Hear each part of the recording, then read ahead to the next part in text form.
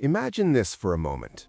In a packed Athenian council meeting on the island of Salamis, a man named Lycidas rises to speak.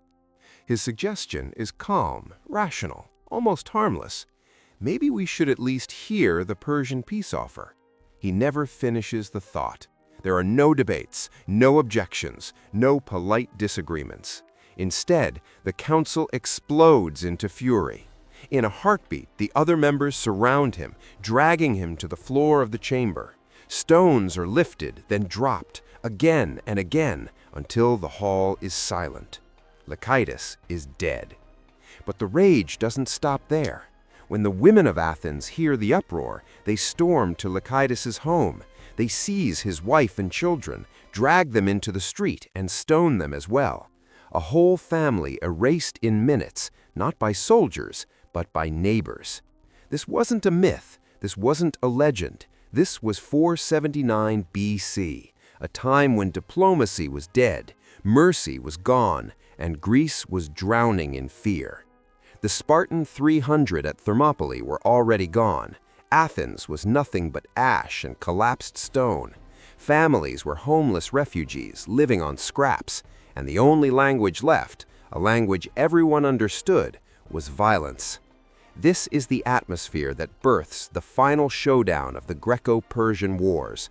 This is the world that created the Battle of Plataea, the moment the Greeks stopped being victims and became something far more terrifying.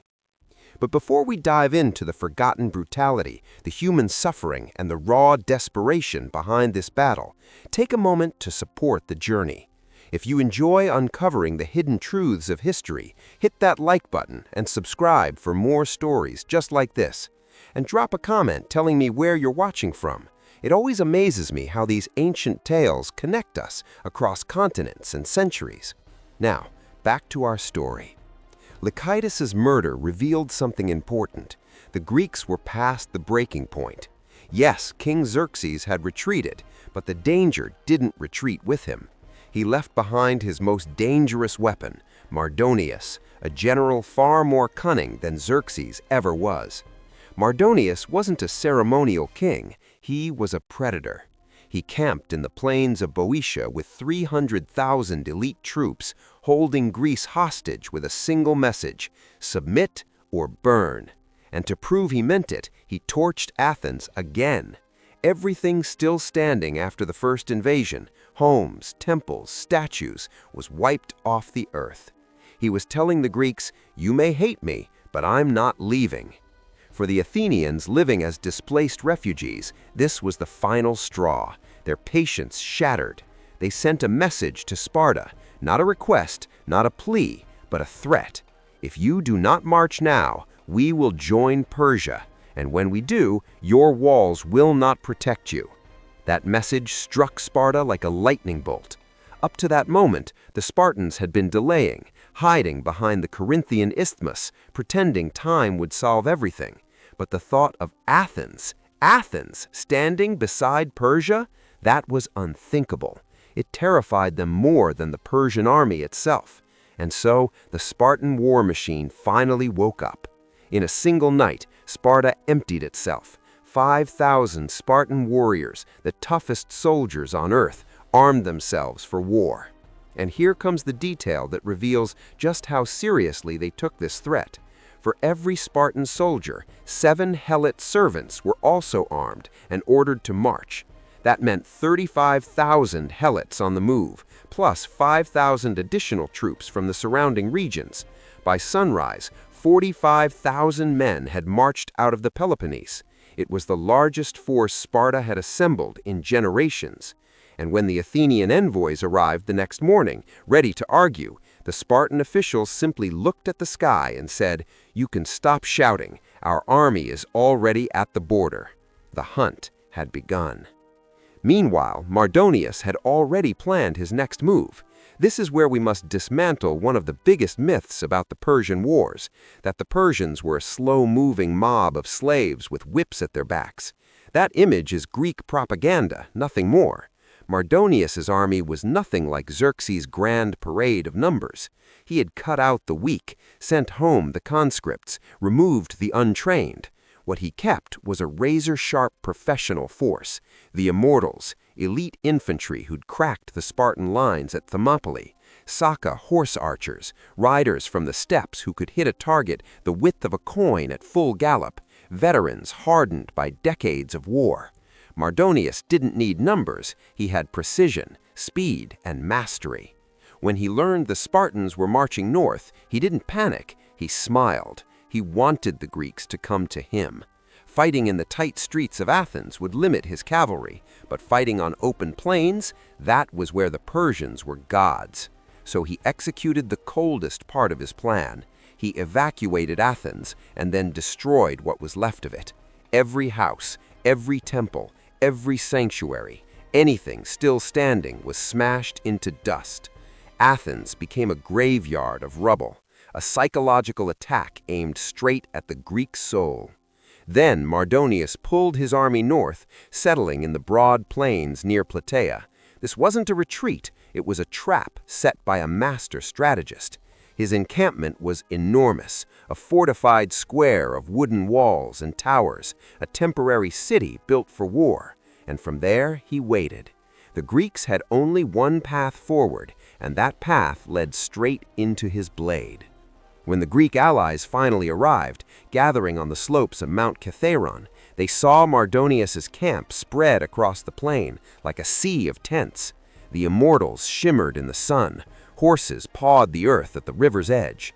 The Greek commander, the Spartan regent Pausanias, took one look and made the only wise decision possible. Stay on the high ground. Never step on the flat plain. And so began the strangest staring contest in ancient history. Pausanias above, Mardonius below. Days passed, patience thinned, and then Mardonius made the first move. He sent his cavalry commander, Masistius, a towering warrior beloved by the Persian troops, to ride up the slopes and taunt the Greeks. His horse was magnificent, his armor beneath his tunic nearly impenetrable. Arrows rained from above as he mocked the Spartans for hiding. The Greeks struggled. The Megarians were collapsing under the pressure. They begged Pausanias for help. It was a suicide mission, but a group of 300 Athenians stepped forward. What followed was chaos. Horses screaming, arrows slicing the air, Greek archers firing desperately. And then fate intervened. Masistius's horse was struck, reared, and threw him to the ground.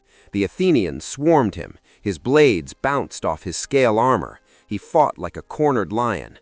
Only when a Greek soldier drove the spike of his spear through the eye slit of Masistius's helmet did the giant fall. His death shook the Persian army to its core. They fought savagely to reclaim his body. The Greeks fought just as hard to keep it. By the time it was over, Masistius's corpse was carried through the Greek ranks like a trophy, a rare moment of hope. But Pausanias knew better. This victory was nothing but a spark in a storm, because Mardonius wasn't done, not even close. The Greek commanders knew the Spartans were supposed to move first, but the camp remained strangely silent. Confused, the Athenians sent a runner to find out what was happening. When he arrived, he found the Spartan officers arguing loudly among themselves while the soldiers stood frozen, unsure of their orders. The messenger finally asked the only question that mattered: "Dawn is coming. Are we moving or not?" Pausanias, exhausted and under immense pressure, made a desperate decision. He ordered most of the Spartan force to withdraw towards safer ground, hoping the stubborn commander leading the rear unit would eventually swallow his pride and follow. It was a dangerous gamble, a game of timing that involved tens of thousands of lives. Slowly, the main Spartan column began marching south, glancing nervously over their shoulders. And just as Pausanias predicted, the isolated commander finally relented.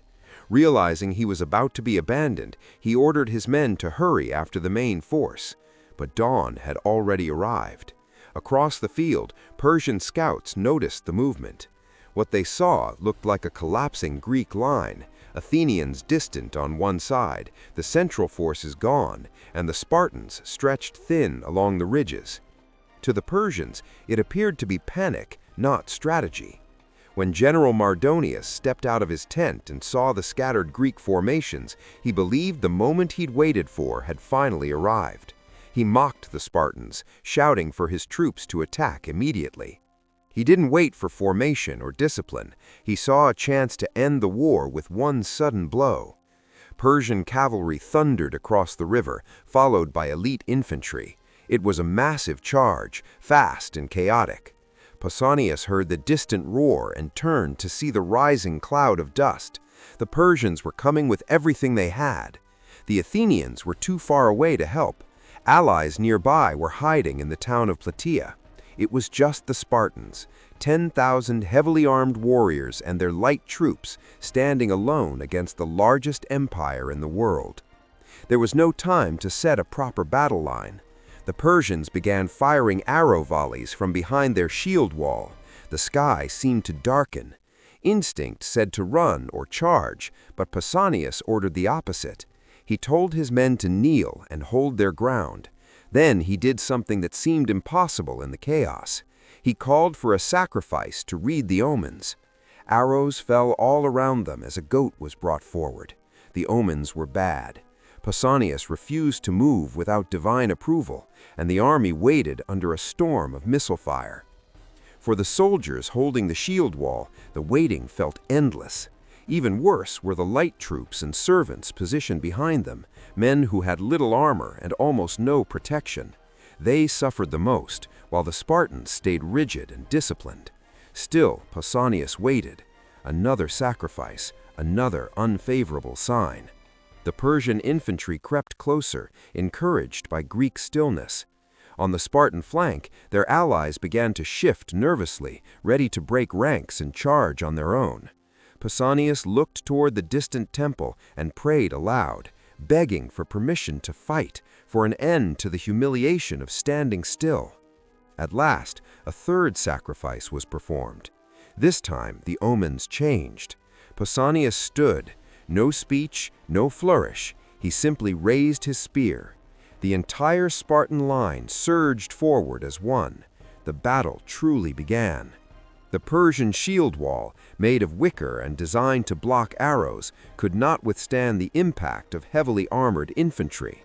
The Greek charge shattered the line instantly. Suddenly, both sides were locked together in the brutal pushing and grinding that defined ancient close combat. The Persians fought with bravery, trying desperately to hold the line, but their armor, built for mobility and archery, couldn't match the heavy bronze equipment of the Greek hoplites. Inch by inch, the Spartans forced them back. At the center of the battlefield, Mardonius fought from horseback, surrounded by his elite guard. His presence inspired his troops to resist, even as the Greek advance grew stronger. But the Spartans saw him too and began pushing steadily toward him. The pressure tightened. The Persian formation began to waver. Their commander's circle shrank, and one by one his guards fell. Finally, a Spartan warrior broke through and struck down Mardonius.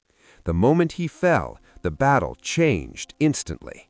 The Persian lines trembled and then collapsed entirely. What had been a fierce fight turned into a retreat and then into a rout. A large portion of the Persian army fled toward their wooden fort, hoping the walls would save them. But once inside, they found themselves trapped. The Spartans could not breach the fort alone. They were not siege fighters. But the Athenians soon arrived, bringing the engineering skills needed to break through. Once the walls fell, the last resistance inside the fort was overwhelmed. With the fall of the camp, the Persian army in Europe effectively ceased to exist. Across the battlefield, a heavy silence settled.